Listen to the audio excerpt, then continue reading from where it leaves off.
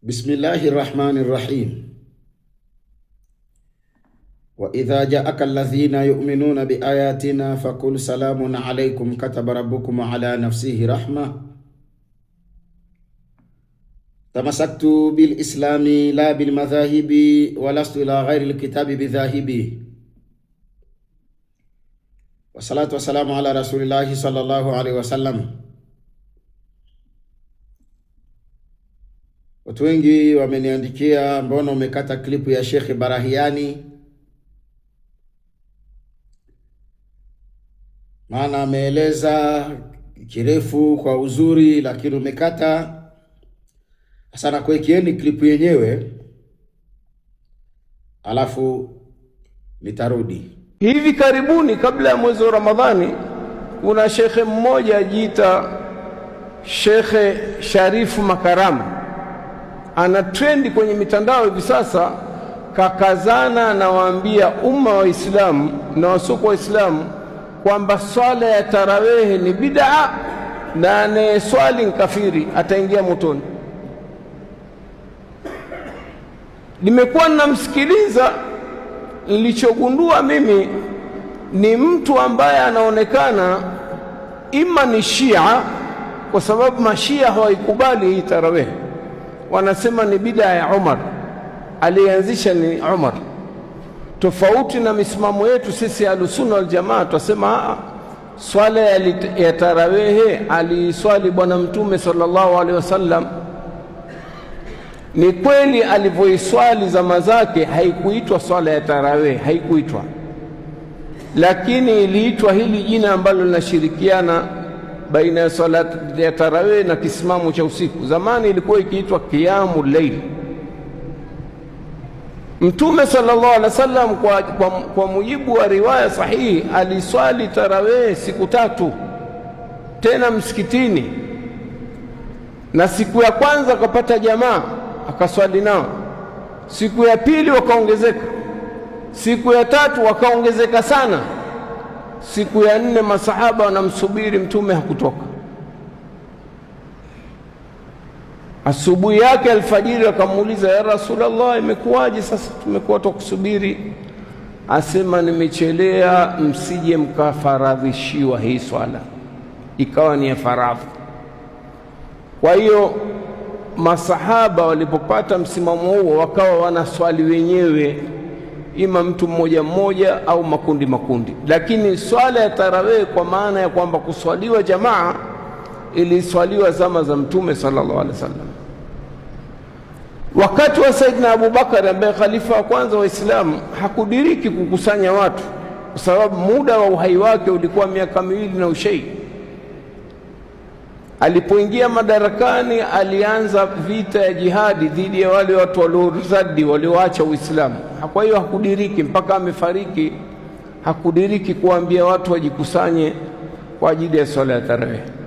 Lakini insha Allah Mwenyezi Mungu alivyotaka, kwa kupitia khalifa wa pili wa Islamu Umar bin Khattab, akaitisha tarawehe, swala ya tarawehe jamaa tena msikitini, na akaweka maimamu wawili kuswalisha. Kwa kufanya hivi alitoa tamko mashuhuri. Saidna Umar akasema, ni'matal bid'a hadhihi, neema ya bid'a hii hapa. Hili neno ndio likawatia utata watu wa bid'a wanaoikanusha tarawehe, wakasema, angalia, hata Umar mwenyewe amesema ni bid'a. Hapana, Umar hakuita bid'a kwa maana ni jambo lililozuliwa. Kazungumza ni bid'a ni kwamba jambo lilikuwa limefanyika halafu likaachwa muda mrefu, sasa mimi nalihuisha, ni jipya, lakini haina maana kimsingi lilikuwa halikuwepo. Huu ndio msimamo wetu wa Ahlusunna wal Jamaa. Sasa atakapokuja Shia au mtu mwingine anajinasibisha na Muislamu akasema tarawehe ni bid'a, twasema yeye ndiyo mtu wa bid'a. Ni jambo limekubaliwa na wachuoni, mujma alaihi, ni jambo ambalo limekubaliwa na wanachuoni wote kwamba tarawehe ni sunna iliyokokotezwa ambayo imefundishwa na Mtume sallallahu alaihi wasallam. Hawa mashekhe wanaokuja kwenye mitandao hivi sasa wanachukua nafasi ya kutia ujinga huu kwa watu ambao asili yao hawajui hii dini. Mtu anazaliwa kweli ni mshafii, lakini hajui misingi ya dini yake, na haya ndio maafa yanayotukumba katika ulimwengu wa Kiislamu. Hivi sasa watu wanaendeshwa puta, kwa sababu kila ajaye ajana yake na lugha anazozungumza, akifaulu kutuzungumza lugha za kuwashawishi watu wajinga, tayari ana kundi. Ukiangalia comments huyu bwana anavyozungumza, utakuta kuna watu wanamuunga mkono, wengine katika sisi watu wa Ahlus Sunna. Kwa nini anazungumza ujinga? Na kwa sababu anataja aya pamoja na hadithi au lugha ya Kiarabu, mtu anahesabu moja kwa moja huyu ni shekhe. Kwa hiyo ndugu zangu, watu wa Sunna, sisi tumesema tutaifuata hii dini kwa mujibu wa Qur'ani na Sunna ya sahihi ya Mtume sallallahu alaihi wasallam kwa ufahamu wa wema waliotangulia. Naamini mmemsikia wote, mmemsikia aliyoyazungumza. Tunaanzia na sura ya 6 aya 38, Suratul An'am, kabla ya kueleza vipengele ambavyo yeye amevizungumza kwa ujumla. Mwenyezi Mungu Subhanahu wa Ta'ala anatueleza kwamba ma faratna fil kitabi min shay'in, katika Qur'ani hakuna kilichoachwa. Ndani ya kitabu cha Qur'ani hakuna kilichoachwa. Ni sura ya 6 aya 38, sura ya 6 aya 38, Suratul An'am aya 38. Mwenyezi Mungu ametueleza hakuna alichoacha chochote ndani ya Qur'an. Sasa tunarudi katika hoja yake, ni kwamba anasema amesikia kabla Ramadhani kuna mtu anazungumza kuhusu swala la tarawehe, ila cha ajabu ni kwamba amekiri ya kwamba ni kweli haikuitwa tarawehe. Ni kweli hakuna swala inayoitwa tarawehe aliswali Bwana Mtume. Iliitwa jina hili jina linaloshirikiana baina ya swala ya tarawehe na kisimamo cha usiku. Yani ni jina linaloshirikiana. Sijui huyu shekhe ametoa wapi habari hizi ya kwamba jina linaloshirikiana na kisimamo cha usiku, jina hilo linaitwa tarawehe. Shekhe, mambo ya uongo. Kisimamo cha usiku na tarawehe, shekhe, sio majina yanayoshabihiana. Na nani alioleta swala ya tarawehe? Maana anasema ni kweli haikuitwa tarawehe, lakini iliitwa hili jina linaloshirikiana baina ya swala ya tarawehe na kisimamo cha usiku. Zamani ilikuwa inaitwa qiyamu lail, ilikuwa haitwi tarawehe, ilikuwa inaitwa qiyamu lail. Kwanza haya mambo ni ya uongo, ya kwamba kuna swala zamani ilikuwa inaitwa qiyamu laili na sasa inaitwa tarawehe. Aloita tarawehe ni nani? Na alosema kwamba kipindi kile ni qiyamu laili na sasa hivi ni swala tarawehe ni nani? Shekhe, ni mambo ya uongo hayo. Mwenyezi Mungu Subhanahu wa Ta'ala anatueleza tunapoipinga swala ya tarawehe, si kwamba tunachukia ibada, hapana, bali tumsikie Mwenyezi Mungu katika sura 46 aya 9, sura 49 aya ya 9 surati Al-Ahqaf. Mwenyezi Mungu Subhanahu wa Ta'ala anatueleza kwamba in attabi'u ila ma yuha ilayya, mimi nafuata niliyofunuliwa tu kwa wahai.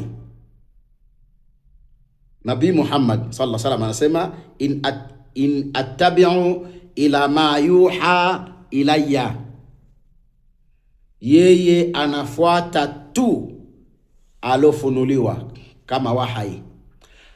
Hakuna ndani ya Qur'ani yote nzima sehemu ameelekezwa ibada ya swala ya tarawehe, haipo. Na ipo kiamu laili, hakuna kiamu laili cha mwezi wa Ramadhani ndani ya Qur'ani yote nzima. Leteni ushahidi wa aya ya Qur'ani ambayo kuna ibada ya kiamu laili ya mwezi tu wa mwezi wa Ramadhani, kama ilivyo swala ya tarawih kwamba haipatikani katika miezi mingine isipokuwa ndani ya Ramadhani. Dalili yoyote inayoonesha ya kwamba swala ya tarawehe ama kuna kiamu laili cha mwezi tu wa Ramadhani, tuleteni dalili hiyo ili nyinyi muonekane ya kwamba ni wa kweli. Tuleteni dalili ya kwamba kuna swala ya kiamu laili ya mwezi tu wa Ramadhani, tuleteni.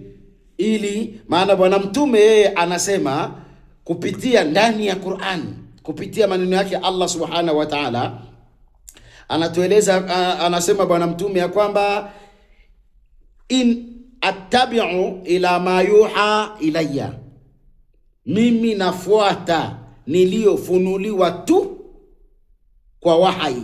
Ina maana anafuata aliofunuliwa. Kwa hiyo kumsingizia kwamba kuna mengine ambayo aliyafanya kinyume na wahai ni kumsingizia uongo Bwana Mtume Muhammad sallallahu alaihi wasallam. Kama ni kweli ya kwamba Mtume alifanya ibada hiyo, tuambiwe ni aya gani Mtume aliamriwa kuswali swala ya tarawehe. Hiyo ni qiyamu laili. Nasikia wapuuzi wengi wanasema hiyo ni qiyamu laili. Tupewe aya ambayo inaamrisha kuswali qiyamu laili cha mwezi wa Ramadhani tu, kwa sababu tarawehe ni ibada ya mwezi wa Ramadhani tu, ibada ya mwezi wa Ramadhani tu ya usiku. Amri hiyo ni kutoka kwenye aya gani? Tunaendelea. Anasema Mtume Muhammad sallam aliswali qiyamu laili, sio tarawih. Maana tarawih anasema haikuwepo wakati Bwana Mtume, bali aliswali qiyamu laili. Shebarayani anasema Mtume aliswali siku ya kwanza, watu akamfuata, akaswali siku ya pili, watu waliongezeka, siku ya tatu watu walijaa.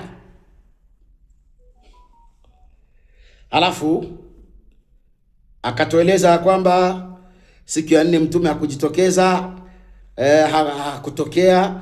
Alivyokuja kwenye alfajiri akasema, Mtume akasema niliacha kuhofia isifaradhishwe.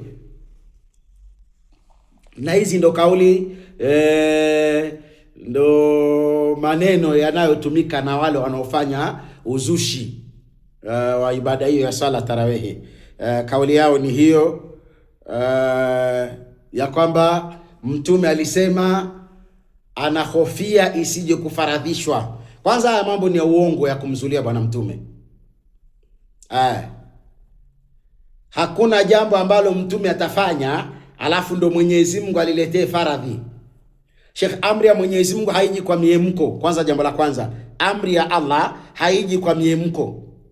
Jambo la pili, ya kwamba Mtume kuhofia isije kufaradhishwa kwetu ni jambo pia la uongo, kwa sababu Mwenyezi Mungu Subhanahu wa Ta'ala anatueleza katika surati Bakara, ni sura ya 2 aya 286, la yukallifu Allahu nafsan ila usaha. Mwenyezi Mungu haikalifishi nafsi kwa kuipa jambo ambalo lipo juu ya uwezo wake. Mwenyezi Mungu hana kawaida hiyo ya kwamba watu wangeendelea kuswali, ya kwamba ingekuja kufaradhishwa kwamba Allah ana miemko. Sheikh, Allah hana miemko. Mwenyezi Mungu ana utaratibu wake. Kwa kusema kwamba mtume alihofia, Sheikh, ni jambo la uongo, kwa sababu Mwenyezi Mungu haangalia kwamba mpaka mtume afanye jambo fulani. Allah akiamua, inama amruhu idha arada shay'an ayakula lahu kun fayakun. Allah akitaka jambo anasema kuwa na linakuwa. La yusaadu amma yafalu wa hum yusalun. Haulizwi Mwenyezi Mungu kwa yale ambayo anataka kufanya ama kuamrisha ama kutenda. Haulizwi Allah subhanahu wa ta'ala. Kwa hiyo kusema ya kwamba bwana mtume alisema ya kwamba na hofia isije kufaradhishwa kwenu, Sheikh, ni kumzulia uongo bwana mtume, kwa sababu Mwenyezi Mungu anasema hailazimishi nafsi yoyote kufanya jambo ambalo lipo nje ya uwezo wake. Kwani Mwenyezi Mungu hajui uwezo wetu kwamba tungeweza ama tusingeweza? Ya kwamba Allah hajui? Ndugu zangu, ni jambo la uongo kwanza, kwa ushahidi wa Qur'ani. Alafu akaendelea tena kusema hapa, akaendelea tena kusema baada ya kuhofia isije kufaradhishwa, basi ibada hiyo watu wakawa wanaswali nyumbani na watu wakawa wanaswali. Lakini kumbukeni ya kwamba bwana mtume hakufunga Ramadhani moja, alifunga Ramadhani 9. Kwa hiyo yule Mungu alikuwa amelala, hakuona ile ibada ya siku 3 iliyofanywa, ya kwamba Allah alikuwa amelala. Na wala hakuna mahala popote mtume aliamuru ya kwamba ibada hii nimeswali siku 3, mimi nikifa kwa kuwa wahi utakuwa umekwama, basi nyinyi mtaendeleza. Hakuna. Tunaendelea. Baada ya kifo cha bwana mtume akaja Abu Bakar Siddiq radhiallahu anhu, khalifa wa kwanza. Shebarayani anasema Abu Bakar alikuwa na mambo mengi sana. Alikuwa na mambo mengi, jihadi ya watu ambao walioritadi. Ina maana ya kwamba ibada za Mwenyezi Mungu ama swala zilisimama kwa sababu ya kushughulikia, kama ni jambo lenye mkazo. Jambo lenye mkazo ni kwamba ibada ilisimama wakati wa khalifa Abu Bakar Siddiq radhiallahu anhu, kwa sababu alikuwa na mambo mengine. Kwa hiyo watu wakawa hawako tayari kuendelea kuhamasishwa ama kuambiwa ama kukumbushwa kuhusu kumwabudu Mwenyezi Mungu ndani ya Ramadhani, kwa sababu miaka 2 na miezi 3 ambayo alitawala, Ramadhani ziliingia na hakuna watu walioswali swala ya tarawehe. Akaendelea akasema, baada ya kifo cha Abu Bakar Siddiq radhiallahu anhu akaja khalifa Umar ibn al-Khattab radhiallahu anhu. Umar yeye ndo aliwakusanya watu ndani ya Ramadhani na kuwaambia kwamba mswali swala hii. Akawateua maimamu wawili akiwemo Ubaya ibn Ka'bi. Na Umar akasema, ni'matu bid'a hadhihi. Umar mwenyewe ameita ni bid'a, hakusema ni'matu sunna. Umar mwenyewe ameita bid'a. Barahiani amesema, unaona sasa wale wazushi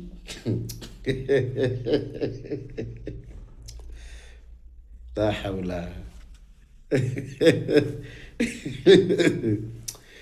yani unafiki ni kipaji. Yani huyu jamaa ni mnafiki, yani ana kipaji cha unafiki. Yani Umar anayesema ni'matu bid'a, Umar anayesema kwamba neema ya bid'a, yeye anasema kuna watu wa bid'a. Yani Umari mwenyewe anasema neema ya bid'a ni hii. Anasema watu wa bid'a walivyosikia Umari kusema hivyo, watu wa bid'a wakasema tarawehe ni bid'a. Ndugu zangu, hiyo bid'a ya Umar, anasema ni jambo gani jema lililosahaulika. Ina maana bid'a ni jambo jema lililosahaulika. Ina maana watu wanapofanya maulidi ni jambo gani jema lililosahaulika. Kama bid'a maana yake ni jambo lililosahaulika, sio uzushi, ni jambo lililosahaulika. Sheikh, bid'a ni jambo ambalo limezushwa, sio jambo lililosahaulika. Kwanza muelewe, bid'a sio jambo lililosahaulika. Bid'a ni jambo lililozushwa. Ndio Umar amesema huu ni uzushi mzuri, bid'a. Kwa muasisi wa swala tarawehe ni Umar bin al-Khattab radhiallahu anhu, ndio muasisi wake kwa mujibu wa maelezo ya Barahiani. Alafu anafuata bid'a, alafu anasema watu wa bid'a wakisikiaga, wakati yeye mwenyewe mtu wa bid'a kwa kuswali swala tarawih na kuitetea, kwa sababu hakuna aya yoyote ambayo Mwenyezi Mungu aliamrisha watu kuswali swala ya tarawih, wala hakuna ibada yoyote ambayo Mwenyezi Mungu ameamrisha kwamba swala hii ya usiku ni ya mwezi tu wa Ramadhani. Wakupeni dalili hiyo ya kwamba ni sehemu gani Mwenyezi Mungu alipoamrisha ya kwamba ibada ya usiku ya mwezi wa Ramadhani tu ni hii. Hebu akuonesheni. Sio kukaa kuambia yule shehe mpotoshaji. Wakupeni dalili ya aya ya Qur'ani. Kwa tarawih bid'a sio mimi. Bid'a ni Umar bin al-Khattab radhiallahu anhu. Umar yeye ndo amesema ni'matu bid'a, sio mimi nimesema hivyo. Mimi nimemnukuu tu. Kwa hiyo kila anayeswali ibada hiyo akaya akijua kwamba ni bid'a, na bid'a ni motoni. Wote wanaoswali ni watu wa motoni. Sio mnaanza kutuambia eti bid'a ni jambo jema lililosahaulika. Sheikh, kumswalia mtume kumbe ni jambo jema lililosahaulika, alafu mnapiga kelele maulidi bid'a. Kumbe ni jambo jema lililosahaulika. Kama bid'a ni jambo jema lililosahaulika, kuna mwezi wa Ramadhani, kuna dhikri ama kuna uradi huo unasemwa ashhadu an la ilaha illa Allah nastaghfirullah nas'aluka aljannata ilahi wa na'udhu bika minan nar Allahumma innaka afuwwun tuhibbul afwa fa'fu anna ya karim. Wapi mtume kafanya? Yaani kusema ashhadu an la ilaha illa Allah nastaghfirullah nas'aluka aljannata wa na'udhu bika minan nar.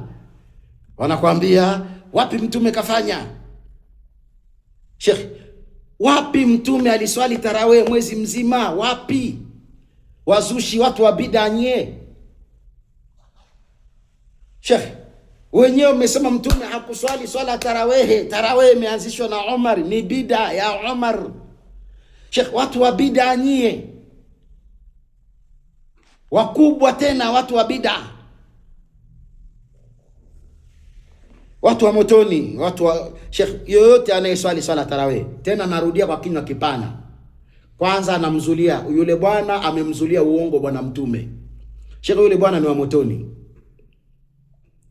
kwa kumzulia kwamba mtume aliswali swala tarawih, au kuna swala maalumu ya mwezi mtukufu wa Ramadhani. Sheikh, hakuna amri yoyote ya Allah. Mtume hapa ameshatueleza yeye anafuata kila alichofunuliwa, ndo ametueleza ndani ya Qur'an. Sasa huyu shehe wenu kuja kusema ya kwamba na kumzulia uongo bwana mtume, Sheikh, eleweni ya kwamba wanaendelea kujiwekea makazi yao motoni siku ya Kiyama. Na yote anayemfuata ni motoni. Naendelea. Akaendelea kusema ya kwamba msimamo wetu ahlu sunna, baada ya kuieleza mpaka kwa Umar, msimamo wetu ahlu sunna wal jamaa na wanachuoni mujma alai, na wote wanakubaliana kuhusu uzushi huo wa swala tarawehe. Ndugu zangu, hawa watu hawana dini, hawa watu sio Waislamu wenzetu, hawa watu ni watu wa makundi. Ndio maana maneno yake kuanzia mwanzo mpaka mwisho, Sheikh, maneno yake sio ya Kiislamu, maneno yake ni ya makundi, maneno yake ni ya makundi. Mpaka amekuja amesema kwamba akasema kwamba hata wanaozaliwa ni mashafii hawajui misingi ya dini yao. Sheikh, hakuna anayezaliwa ni Shafii. Yaani tizama namna gani huyu bwana hayupo kwenye Uislamu, yupo kwenye makundi. Hakuna anayezaliwa mshafiin, hakuna. Alafu mnakaa mnafundishwa kwamba kuna watu wanazaliwa ni mashafiin. Sheikh, mambo ya uongo. Hakuna anayezaliwa, yoyote anayezaliwa anazaliwa ni Muislamu. Yule mpuuzi anakuambia kwamba kuna watu wanazaliwa ni mashafiin. Sisi tunaambiwa na Allah ya kwamba kila mtu anapozaliwa anazaliwa ni Muislamu. Sasa kazi kwenu nyie, Sheikh, mtafata makundi au mnaofuata Uislamu? Maana yule jamaa yeye anasema msimamo wetu sisi Ahlusunna wal Jamaa, na kuna watu wanazaliwa ni mashafiin. Wanazaliwa mashafiin. Sheikh, hakuna anayezaliwa ni Ahlusunna wal Jamaa, wala hakuna anayezaliwa ni shafiin, hakuna anayezaliwa ni Shia. Sheikh, au wote hayo majina yote aliyoyataja, mimi nakuambieni ni watu wa motoni wale jamaa. Tena kwa ushahidi wa Qur'ani, nitazungumza hapa aya za Qur'ani kama hao watu ni watu, Sheikh, sio Waislamu. Sisi tunaamini anayezaliwa ni Muislamu. Anayezaliwa ni Muislamu. Sio vile yeye anavyoelewa ya kwamba anavyokufundisheni ya kwamba kuna watu wanazaliwa ni mashafiin. Sheikh, yule ni mtu wa laana, mtu wa motoni huyo jamaa. Ananufaika maisha yake kutokana na kuugawa Uislamu. Hakuna anayezaliwa ni shafiin. Watu wanazaliwa ni Waislamu. Tumsikilize Allah katika surati al-Maida aya 3. Mwenyezi Mungu Subhanahu wa Ta'ala anatueleza, al-yawma akmaltu lakum dinakum wa atmamtu alaykum ni'mati wa raditu lakum al-islama dina. Siku ya leo nimekukamilishieni dini yenu. Al-yawma akmaltu lakum dinakum, siku ya leo nimekukamilishieni dini yenu. Wa atmamtu alaykum ni'mati, na nimekutimizieni neema yangu juu yenu. Wa raditu lakum al-islama dina, na nimekuridhieni Uislamu uwe dini yenu. Allah ameturidhia tuwe Waislamu, sio tuwe mashafii, sio tuwe Ahlusunna wal Jamaa, sio tuwe mashia. Ameturidhia sisi ni Waislamu. Wale jamaa Ahlusunna wal Jamaa wale sio Waislamu. Wale mashafiina anawataja yeye sio Waislamu. Ndio vichaka vyao wanajifichiaga kupigana kwa ajili ya kupata maslahi kwa mabosi zao. Hawana dini wale jamaa. Hao sio Waislamu. Sisi ni Waislamu. Tumeridhiwa kwa Waislamu. Maana hatuko kwenye Ushafii, hatuko kwenye Ahlusunna wal Jamaa, hatupo kwenye Ushia. Sisi ni Waislamu. Allah anaendelea kutueleza katika surati al-Imran, ni sura ya 3 aya 103. Mwenyezi Mungu Subhanahu wa Ta'ala anatueleza sisi Waislamu, wa'tasimu bihablillahi jami'an wa la tafarraku, shikamaneni na Uislamu, shikamaneni na kamba ya Mwenyezi Mungu wala msifarakane. Mifarakano ni ya yule jamaa Barahiani. Sisi tumeambiwa tushikamane. Sisi Waislamu tumeambiwa tushikamane. Kina Barahiani dini yao ni ya kutengana, ya makundi makundi. Kuna wao Ahlus Sunna wal Jamaa, na kunao wanaozaliwa ni Mashafiin, na kuna wale aliowataja mwanzoni ya kwamba ni Mashia. Sheikh, ndio makundi yao. Wale sio Waislamu. Ndugu zangu, wale sio Waislamu. Waislamu ni hawa Mwenyezi Mungu anawaambia wa'tasimu bihablillahi jamia. Sura ya 3 aya 103. Shikamaneni na Uislamu. Sio shikamaneni na Ahlus Sunna wal Jamaa, wala shikamaneni na Ushafii, wala shikamaneni na Ushia. Shikamaneni na Uislamu, wala msifarakane. Sisi tunamfuata Mwenyezi Mungu. Sisi tunamfuata Allah, na wale wote ambao amesema kuna watu wanamuunga mkono, wananiunga kwa sababu sisi ni Waislamu. Ila wanaopenda makundi makundi na wanaendesha maisha yao kwa kugawa Waislamu, waendelee. Mwenyezi Mungu Subhanahu wa Ta'ala anatueleza katika Surat Al-Anfal, ni sura ya 8 aya 46. Surat Al-Anfal ni sura ya 8 aya 46. Allah Subhanahu wa Ta'ala anatueleza wa atiu Allah wa rasulahu wala tanaza'u fatafshalu wa tadhhaba rihukum wasbiru inna Allaha ma'as sabirin. Wala tanaza'u, wala msigombane gombane. Msikilize, Mwenyezi Mungu anatuambia sisi Waislamu, sio Ahlus Sunna wal Jamaa wala wanaozaliwa Mashafiin. Anawaambia wanaozaliwa ni Waislamu. Wala tanaza'u, wala msigombane gombane nyinyi Waislamu. Allah ametukataza sisi mambo ya kugombana gombana. Kugombana ni jadi ya Ahlus Sunna wal Jamaa, ambao hawana dini, watu wa motoni hao. Wa atiu Allah wa rasulahu, mtiini Mwenyezi Mungu na mtume wake, ili muonekane mnamtii Mwenyezi Mungu na bwana mtume, ama mnamtii Mwenyezi Mungu na mtume wake. Wala tanaza'u, msigombane gombane. Ugomvi ndo vazi kubwa na ndo taswira kubwa na ndo maslahi kubwa ya hao jamaa wanaojiita Ahlus Sunna wal Jamaa. Kwa hiyo Sheikh, wale ni watu wa motoni, hawamfuate Mungu wala mtume. Mimi ndo nakuambieni, hawamfuati Allah wala hawamfuati mtume. Wanakupotezeni wale. Mpaka anaanza kukuambieni kuna watu wanazaliwa ni Mashafiin, wakati Sheikh, Mwenyezi Mungu anatuambia mtu akizaliwa ni Muislamu, sio Mshafiin. Anakupotezeni tu kwenye makundi. Yule jamaa hana dini. Barahiani hana dini.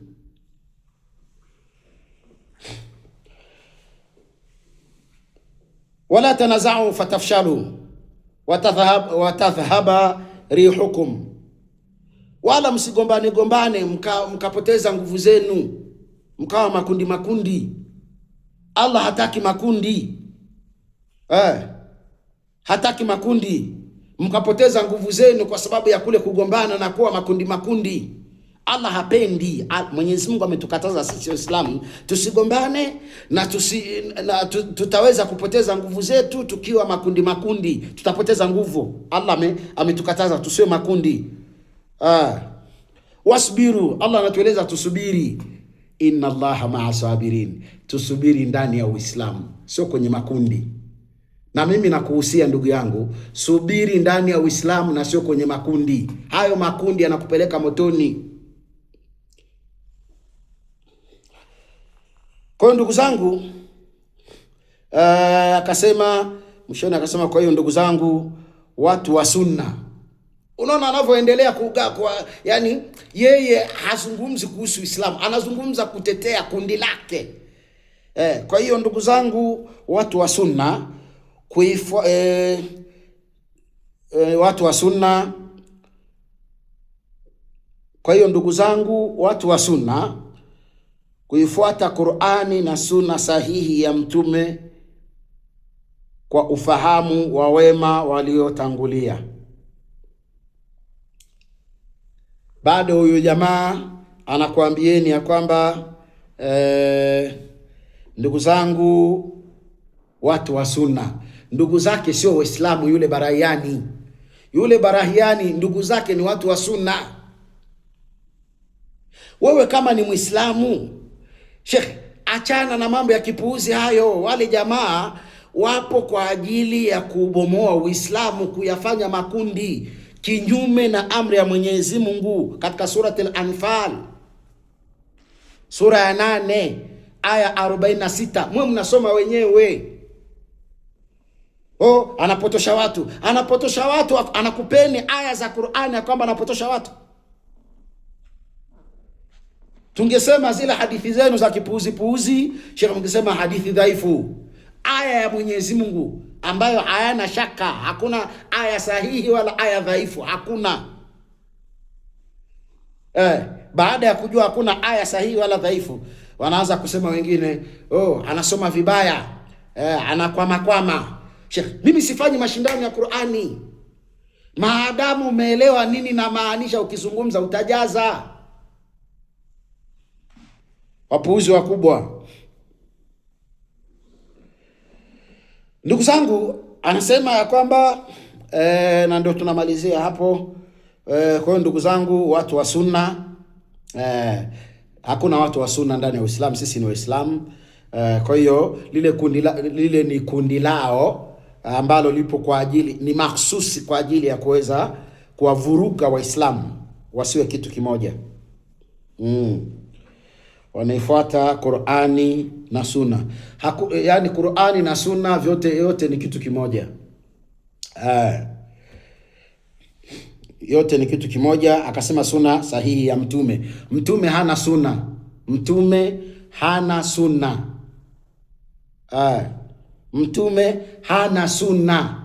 Hakuna sunna ya mtume kwa mujibu wa Qur'ani. Lakini sasa kwa kuwa wale jamaa wafuati Qur'ani, wao wana mashindano ya Qur'ani. Unajua kuna watu wanaifuata Qur'ani ndio Waislamu, na kuna watu wanashindana na Qur'ani kutaka kubadilisha, kuongeza masifuri yao Allah, mambo ambayo hajasema Mwenyezi Mungu wao wanasema, mambo ambayo hajakataza Allah wao wanakataza. Unaona wale watu wa makundi wale. Kwa hiyo kwa Waislamu wanaoamini Qur'ani na kuifuata, wanaisikiliza Qur'ani nasema nini na wanaifuata. Wanaofanya mashindano ya Qur'ani, wao hawaifuati Qur'ani. Wao wanafuata makundi yao. Hawaifuati Qur'ani. Sasa kwa wale wanaoifuata Qur'ani, ndio mkasome sura ya 17 aya 77. Hiyo hata siwezi kuieleza, ila mimi nitaanzia katika surati Al-Ahzab, sura 33 aya 62, kukuambia kwamba sunna ya mtume hakunaga. Allah subhanahu wa ta'ala anasema katika sura 33 aya ya 62, sunnatullahi fil ladhina khalau min qablu walan tajida li sunnati llahi tabdila. Mwenyezi Mungu Subhanahu wa Ta'ala anatueleza kwamba sunnatullahi fil ladhina khalau, sunnatullahi fil ladhina khalau min qablu. Hii ni sunna ya Mwenyezi Mungu iliyokuwa kwa wale waliopita zamani. Walan tajida li sunnati llahi tabdila, wala hutapata mabadiliko katika sunna ya Mwenyezi Mungu. Hakuna mabadiliko katika sunna ya Allah. Tunaendelea tena katika sura 48 aya 23. Mwenyezi Mungu Subhanahu wa Ta'ala anatueleza kwamba sunnatullahi allati kad khalat min qablu walan tajida li sunnati llahi tabdila.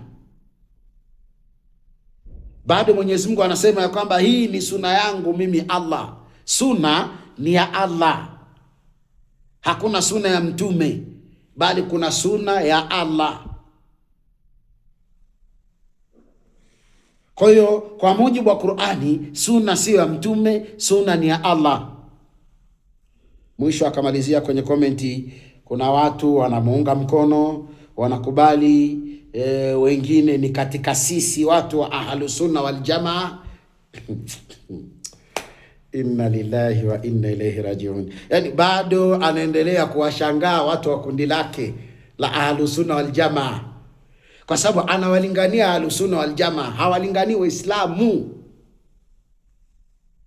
hawalingani Waislamu.